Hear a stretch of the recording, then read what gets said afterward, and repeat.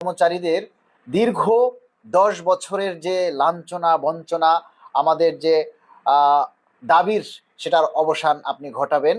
আমরা আশা করব আপনার প্রথম সংসদ অধিবেশনেই আপনি আমাদের সেই 10 বছরের চাওয়া নবম পে স্কেলকে আপনি পাশ করবেন সংসদে। মহান সংসদে আমাদের সেই বিল পাশ হবে বলে আমরা প্রত্যাশা করি, এবং আমরা চাই যে যেহেতু অন্তর্বর্তীকালীন সরকারের সময় আমাদের চাওয়া ছিল জানুয়ারি 26 থেকে কার্যকর, আমরা সেই হিসাবেই কার্যকর চাই। যদিও এটা যদি আগামী জুলাই থেকেও বাস্তবায়ন করা হয় তবুও আমরা অসন্তুষ্ট হব না, কেননা যেহেতু সরকার গঠন করেছে ফেব্রুয়ারিতে, সেই হিসাবে পিছন থেকে তারা দিবেন কিনা এটা আসলেই একটা চিন্তার বিষয়। তো যাই হোক, আমরা চাইব আগামী জুলাইতে, আগামী যে 1 জুলাই, আগামী যে বাজেট এবং আগামী যে অর্থ বছর একেবারে সম্পূর্ণ না হলেও আংশিক আপনারা বাস্তবায়ন করবেন, এটা আমরা প্রত্যাশা করি এবং জোর দাবি জানাচ্ছি।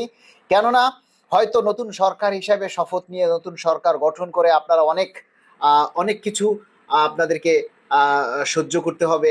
দেশের আর্থিক অবস্থা আরো অনেক কিছু বিষয় আছে, যার কারণে আমরা আপনাদেরকে অনুরোধ করব যে অন্তত আংশিক হলেও জুলাই থেকে যাতে আমাদের পে স্কেল বাস্তবায়ন হয়। যারা আমার লাইভে আছেন সবাইকে বলবো যে প্রিয় ভাই, আমরা এই মুহূর্তে আমরা রাস্তায় কোনো আন্দোলন কর্মসূচি দিতে না পারলেও আমরা কিন্তু সোশ্যাল মিডিয়াতে আমরা আন্দোলন করতে পারি। সোশ্যাল মিডিয়াতে আপনাদের লেখনী দ্বারা আমরা যে লেখি, আমাদের লেখনী দ্বারাও আমাদের দাবিগুলি কিন্তু আমরা মাননীয় প্রধানমন্ত্রীর কাছে আমরা কিন্তু পৌঁছাতে পারি। আপনারা যদি সবাই স্বতঃস্ফূর্তভাবে আপনার দাবিটা প্রচার করেন, সোশ্যাল মিডিয়ায় সবাই যদি আমরা আমাদের দাবির কথাগুলি তুলে ধরি, তাহলে কিন্তু অবশ্যই আমাদের দাবির কথাগুলি মাননীয় প্রধানমন্ত্রীর কাছে পৌঁছাবে। কেননা সোশ্যাল মিডিয়া হচ্ছে এখন এমন একটা যুগ, এমন একটা সময় যখন আমাদের এই দাবিগুলি পৌঁছাতে চিঠি লাগে না, পত্র লাগবে না, কোনো কিচ্ছু লাগবে না, জাস্ট মিডিয়াতে আপনারা তুলে ধরবেন আর সেগুলিকে ভাইরাল করবেন। প্রচার করতে হবে, আমাদের দাবির কথাগুলিকে ব্যাপকভাবে প্রচার করতে হবে, যাতে মাননীয় প্রধানমন্ত্রীর দৃষ্টিগোচর হয়, মাননীয় প্রধানমন্ত্রীর নজরে আসে। আরেকটা কথা আমি আপনাদেরকে যেটা স্পষ্টভাবে বলতে চাই, যে আপনারা দেখেছেন দীর্ঘকাল থেকে আমরা এই পে স্কেলের জন্য আন্দোলন সংগ্রাম করছি।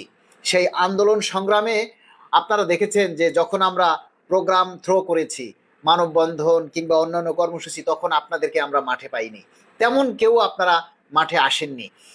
তার আরেকটা কারণ ছিল আমাদের সাংগঠনিকভাবে আমাদের শক্তি ছিল না। তার মানে আমাদের সংগঠন ছিল কিন্তু সংগঠনগুলির কোনো বেস ছিল না, সংগঠনগুলির ভিত্তি ছিল না।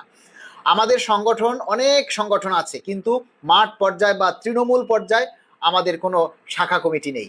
তাই আমরা তারুণ্যের জয় করার জন্য, আমরা তারুণ্যের জোয়ার ঘটানোর জন্য আমরা চাই এই যে বাংলাদেশ সরকারি কর্মকর্তা কর্মচারী কল্যাণ সমিতি নামের একটি সংগঠনের আত্মপ্রকাশ ঘটেছে, এবং আপনারা সেই সংগঠনের হাতকে শক্তিশালী করার জন্য সারা বাংলাদেশের প্রতিটি জেলা উপজেলায় আপনারা সেখানে উপকমিটি বা সাব কমিটি বা শাখা কমিটি গঠন করুন।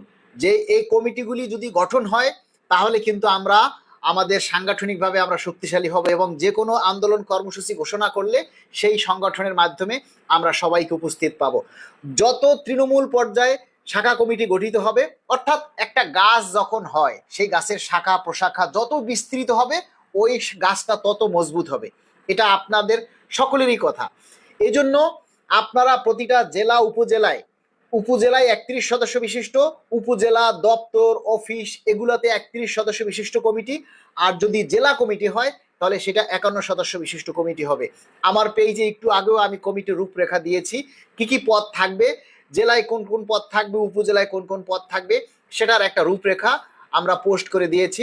যেই পোস্ট অনুযায়ী আপনারা জেলা কমিটি কিংবা উপজেলা কমিটি কিংবা দপ্তর অধিদপ্তরে আপনারা কমিটি গঠন করতে পারেন। দ্রুত সময়ের মধ্যে আপনারা কমিটি গঠন করবেন। একটা কথা মনে রাখবেন, আমাদের সাব কমিটি যত দ্রুত গঠন হবে তত আমরা আন্দোলন সংগ্রামের কাজ শুরু করতে পারবো। মাননীয় প্রধানমন্ত্রীর কাছে পোস্ট দিবেন, প্রধানমন্ত্রীকে উল্লেখ করে পোস্ট দিবেন যে আমরা আগত আসন্ন ঈদুল ফিতরের আগেই আমরা পে স্কেলের গেজেট চাই।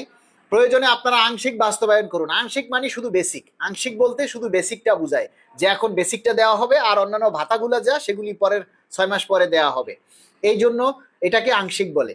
তাই আপনারা সবাই পোস্ট করবেন, আপনারা সবাই পোস্ট করবেন, মাননীয় প্রধানমন্ত্রীর কাছে দাবি জানাবেন যে আমাদের যাতে দ্রুত পে স্কেল বাস্তবায়ন করা হয়। আমরা যদি সবাই চুপ থাকি তাহলে কিন্তু আমাদের এই দাবি দেওয়া কখনোই আর বাস্তবায়ন হবে না। আমাদের দাবি দেওয়াগুলিকে জাগ্রত করতে হবে।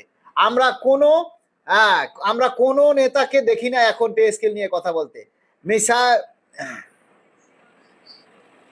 যে 20টি গ্রেড ভেঙে পে স্কেল বাস্তবায়ন হয়, জি না, এটা এখন আর সম্ভব না। কারণ পে কমিশন যে রূপরেখা দিয়ে গেছে তার বাইরে এখন কোনো কিছুই করবে না।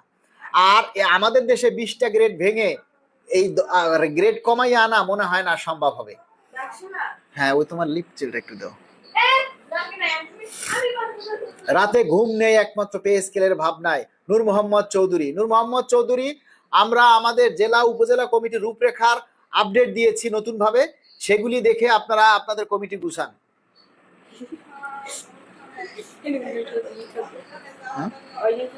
হ্যাঁ,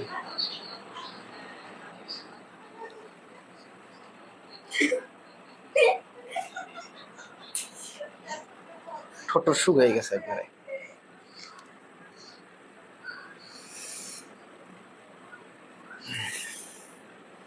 কর্মচারীরা আন্দোলনে যেতে চাই না, আন্দোলনে না আসলে হবে না। এই যে আপনারা দেখেছেন, আজকে এক নেতার কথায় কি থেমে যাব আমরা? জীবনেও না, কোনোদিনই না। যে যা বলে বলুক, তাতে কিচ্ছু যায় আসে না। আমরা আমাদের অধিকার আদায়ের জন্য সংগ্রাম করব। আমাদের কর্মচারীদের অধিকার আদায়ের জন্য আমরা যতদূর লড়া যায় আমরা লড়বো। আমাদের সাধ্যমতো আমরা চেষ্টা করব। আমাদের চেষ্টায় আমরা কোনো ত্রুটি করব না। কে কি বললো তাতে আমাদের কিচ্ছু যায় আসে না। অনেক নেতাই এখন আমাদেরকে হিংসা করবে। অনেক নেতা আছে যারা ফেসবুকে কোয়া লিখতে কলম ভাঙে। মানে এর অর্থ হইলো, কেউ এই দাবি নিয়ে দেখবেন যে এই যে একটা কথা বলেন, এত শীর্ষস্থানীয় নেতা কাউরে দেখেন মিডিয়ার সামনে এসে পে স্কেলের দাবির কথা বলতে? তারা শুধু কর্মসূচি ঘোষণা করবে আর কর্মসূচি স্থগিত করবে। এই হলো শীর্ষ নেতাদের কাজ। এর মাঝখানে একটা কর্মসূচি ঘোষণা করলে সেই কর্মসূচি বাস্তবায়ন করার জন্য যে মানুষকে ইনভাইট করে ঢাকায় আনা, এই কাজগুলি তারা করে না। মনে করে কর্মসূচি ঘোষণা করলাম, বাকি কাজ